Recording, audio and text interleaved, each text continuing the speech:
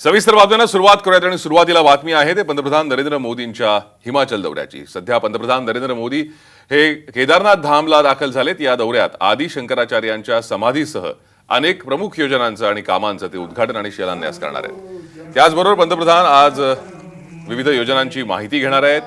दिवाळीच्या निमित्तानं केदारनाथ मंदिराला 8 क्विंटल फुलांनी सजवण्यात आलंय। पंतप्रधान नरेंद्र मोदी केदारनाथ मंदिरात पूजा करतायत।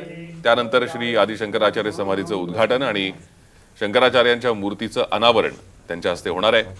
2013 मध्ये जो महाप्रलय आला होता त्यात ही समाधी उद्ध्वस्त झाली होती। त्यानंतर आता पुन्हा ही समाधी उभारण्यात आली आहे। याच निमित्तानं पंतप्रधान एका जनसभेलाही संबोधित करणार आहेत। वाढत्या थंडीमुळे निर्धारित वेळेनुसार उद्या केदारनाथ धामचे दरवाजे बंद होणार आहेत। लाल वाला ये निकालो सफेद वाला ये वाला। सध्या पंतप्रधान हे केदारनाथला आहेत आणि ते तिथे पूजा करतायत। त्याचबरोबर ते शंकराचार्यांच्या समाधीचं दर्शन उद्घाटन करणार आहेत। नियोजित वेळापत्रकानुसार उद्या केदारधामचे दरवाजे बंद होणार आहेत। त्याआधी आज या सर्व कार्यक्रमांचं आयोजन करण्यात आलंय आणि पंतप्रधानांच्या हस्ते शंकराचार्यांच्या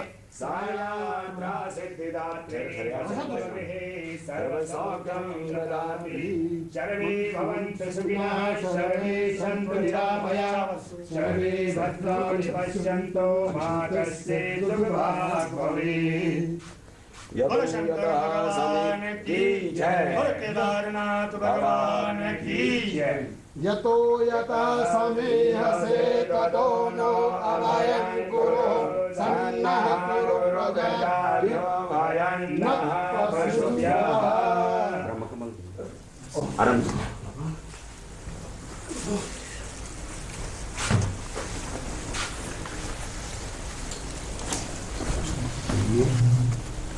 बहुत खास ब्रह्म कमल।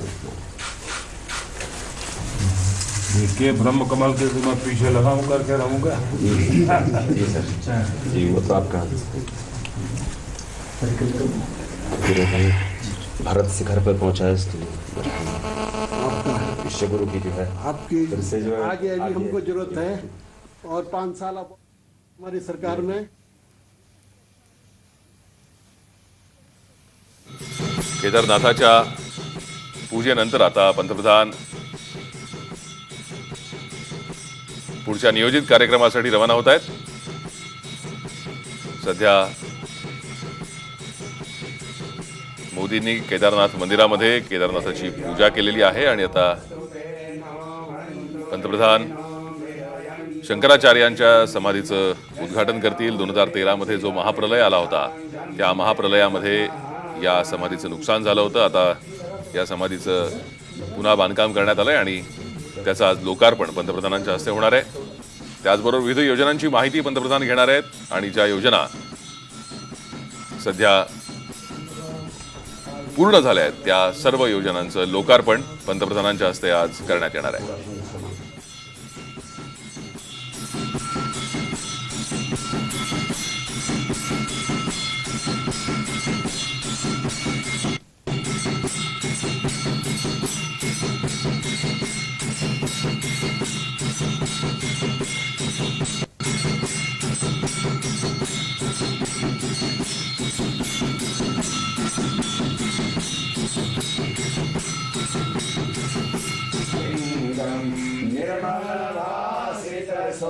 निर्मलवासितशोभितलिङ्गं जन्मजदुःखविनाशकलिङ्गं प्रणमामि सदा शिवलिङ्गं प्रणमामि सदा शिवलिङ्गम्।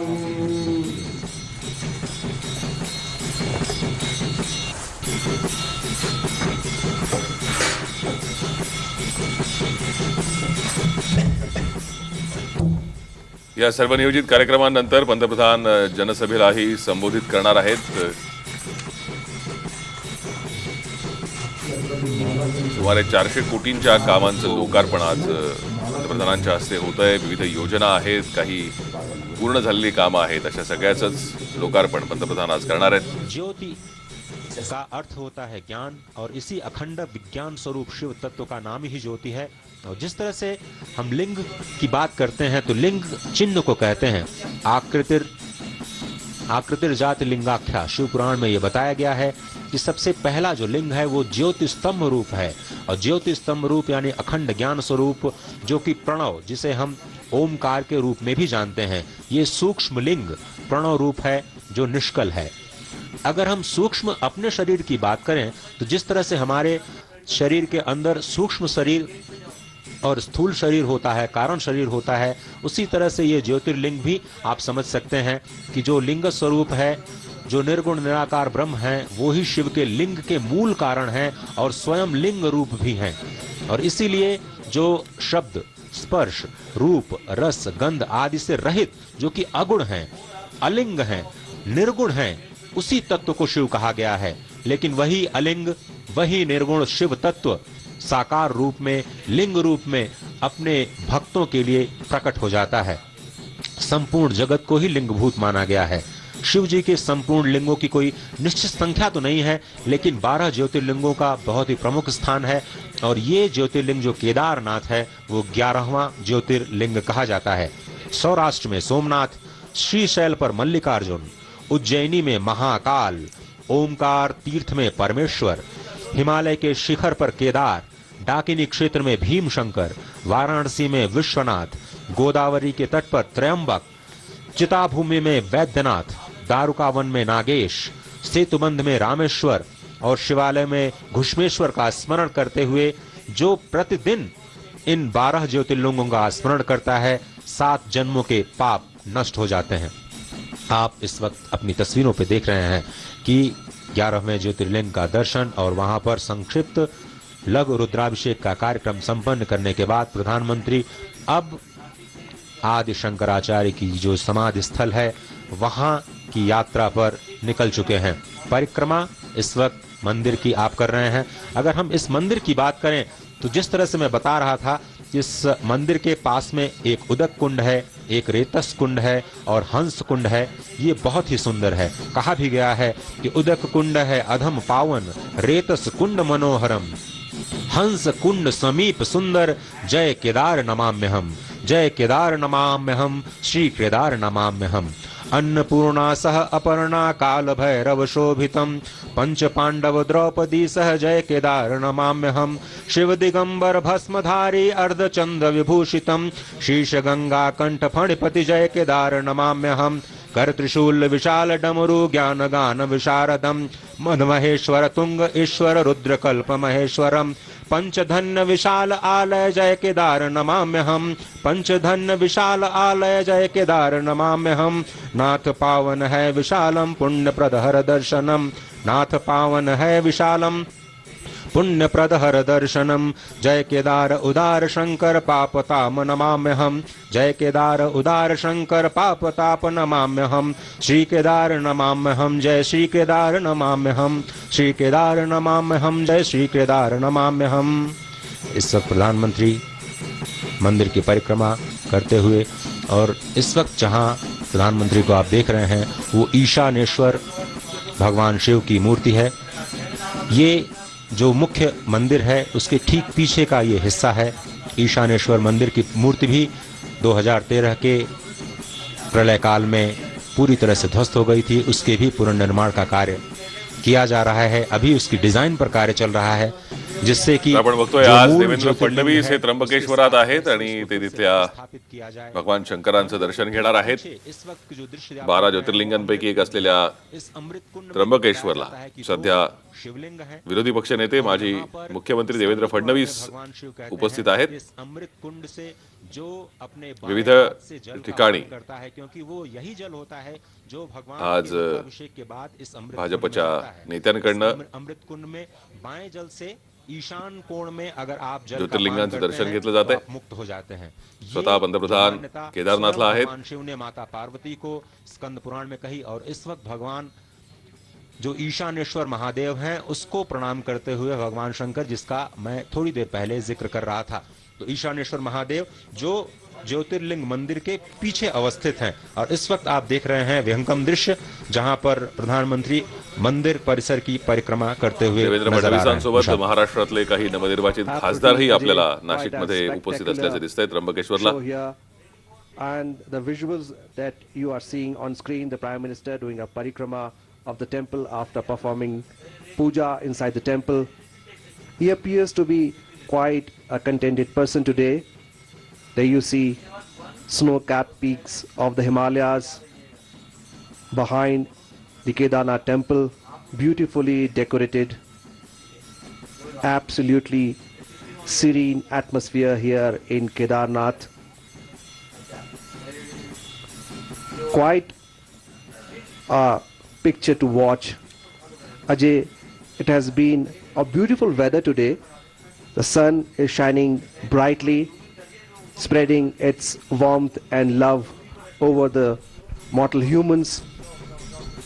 आज का दिन भी बहुत ही महत्वपूर्ण है विशाल, क्योंकि कल तो दीपावली थी। आप जानते हैं भगवान राम इसी दिन अयोध्या पहुंचे थे और भगवान राम और भगवान शिव का जो संबंध है वो बहुत ही अद्भुत है। और आज देश के कई हिस्सों में गोवर्धन पूजा भी बहुत ही धूमधाम से मनाई जाती है। और आप जानते हैं कि भगवान श्री कृष्ण जो कि गोवर्धन रूप में भी हैं, वो गुजरात में द्वारिकाधीश के रूप में प्रतिष्ठित होते हैं। और आज गुजरात के लिए भी जो गोवर्धन पूजा का कार्यक्रम है, जो गोवर्धन पूजा का आज का दिन है, वो बहुत ही महत्वपूर्ण कहा जाता है। द्वारिकाधीश मंदिर में 56 भोग लगाए जाते हैं भगवान श्री कृष्ण को, और मथुरा में तो 56 भोग लगते ही हैं, आपको पता है। द्वारिकाधीश के जो 56 भोग हैं वो भी बहुत प्रसिद्ध हैं। और आज गोवर्धन पूजा के दिन भगवान शिव के गर्भगृह में जाकर के प्रधानमंत्री मोदी ने जो ये रुद्र अभिषेक का कार्यक्रम किया है, बहुत ही एक तरह से जो हम 120 जगहों पर सजीव प्रसारण कर रहे हैं इस पूरे कार्यक्रम का, हमने ये देखा कि तीर्थयात्रियों में गुजरातियों की संख्या बहुत ज़्यादा है। आज भी हम देख रहे हैं कि बहुत सारे जो गुजराती भाई बंधु हैं वो इस वक्त मंदिर परिसर में मौजूद हैं। और आज का दिन पूरे गुजरात के लिए जो गोवर्धन पूजा का दिन है वो बहुत ही महत्वपूर्ण होता है। वहाँ पर अन्नकूट कहा जाता है, और अन्नकूट आप जानते हैं कि जो 56 तरह के जो व्यंजन बनाए जाते हैं भगवान को अर्पित करने के लिए। तो भगवान कृष्ण एक तरफ से गोवर्धन पूजा के दिन आज 56 भोग का आनंद ले रहे होंगे, तो यहाँ पर भगवान शिव, और जिस तरह से हम लगातार अद्वैत की बात कर रहे हैं, जो भगवान आदि शंकर के साथ उनके अपने दर्शन को जिन्होंने फिर से उद्भासित किया, जो इस वक्त आप दृश्य देख रहे हैं भीमशिला। भीमशिला कहते हैं 2013 की त्रासदी में इसी भीमशिला ने इस मंदिर को नष्ट होने से बचाया। ये शिला कहां से आई, कैसे आई, आज भी अपने आप में एक रहस्य है। लेकिन उस वक्त जब ये आपदा आई थी तो सिर्फ इसी शिला की वजह से ये पूरा का पूरा जो मंदिर है वो बच पाया। और जो नदी की धारा थी, जो बाढ़ की धारा थी, जो प्रलयंकारी जो पहाड़ के साथ जो मलबा नीचे आ रहा था, वो 2 भागों में विभक्त होकर के जो नीचे की तरफ जाने लगा, और जो उस वक्त जो मंदिर में थे वो सभी लोग सुरक्षित बच गए थे। और इस वक्त भीमशिला का दर्शन करते हुए प्रधानमंत्री मोदी और उसको नमस्कार करते हुए, क्योंकि ये एक ऐसा आध्यात्मिक रहस्य जो आज तक किसी को समझ में नहीं आया कि जब 2013 की त्रासदी में सब कुछ तहस नहस हो गया।